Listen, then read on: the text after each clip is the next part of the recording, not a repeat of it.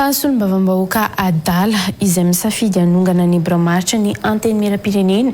araka ny voizina amin'izao fotoan'izao ny solombavam-bahoaka ny Mora Fenibe Voninahitsy Jean Eugène Androany na misy aza fivoriana voalaza fa efa mandeha amin'izao hanonganana ny biramaritra ny anteny miram-pirenena io izy dia tsy azo ny soniany maro anisa mihitsy izany sarotra mihitsy ny hanonganana ny filohan'ny anteny miram-pirenena izay nahazo ny vato zato isan-jato avy amin'ny solombavam-bahoaka ho ihany koa ny solombavam-bahoaka IRD Naivo Raoldinina Androany nambinina Ravelo Arson eo amin'ny sariny Andra Besotra. Mahavita ny fitaom-piasany 5 taona ny filohan'ny anteny miram-pirenena Christine Razanamahasoa izay voafidy ny solombavam-bahoaka zato isan-jato ho ny solombavam-bahoaka IRD Naivo Raoldinina Androany. Atramina lalako an'izany anteny miram-pirenena teo n'olo atramina lalako azy 5 taona ny nanaovako politika ary nanomboka tamin'ny tetezamita ny fatsianatoerany tetezamita Christine Razanamahasoa tompoko ny filohan'ny anteny miram-pirenena voalohany teto Madagasikara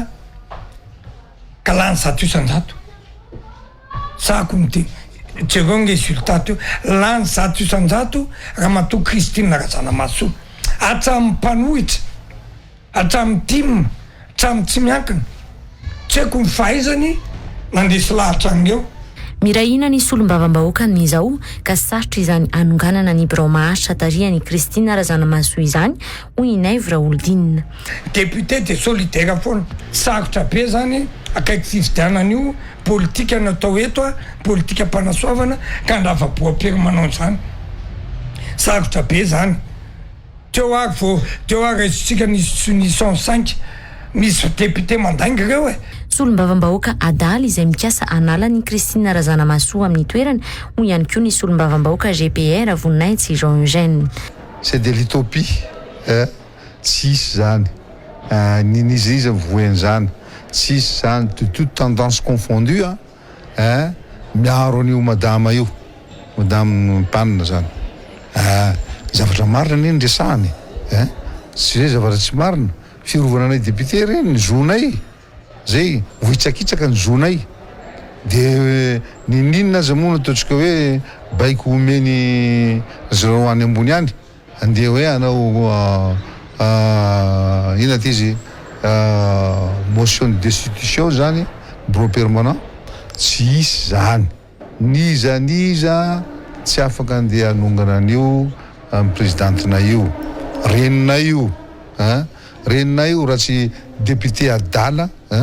mitroka tolo izahay no andeha harisirisiko andeha nongana azy tsy afaka eo tsy azo ny maro anisa ao amin'ny anteny miram-pirenena mihitsy araka izany izay mihevitra hanongana ny biramaritra izany hoy Voninahitsy Jean Eugène. Tsy azo majorité zany reo ninino zavatra ataondreo azy ary tsisy olonao soliany zany raha manao soliany zany dia mipainay mihitsy. Nanamafy Voninahitsy Jean Eugène Androany fa tsy ny filohan'ny anteny miram-pirenena na ny biramaritra no ampitahorina isorina fa ny Prime Ministre no tokony hametra-pialana.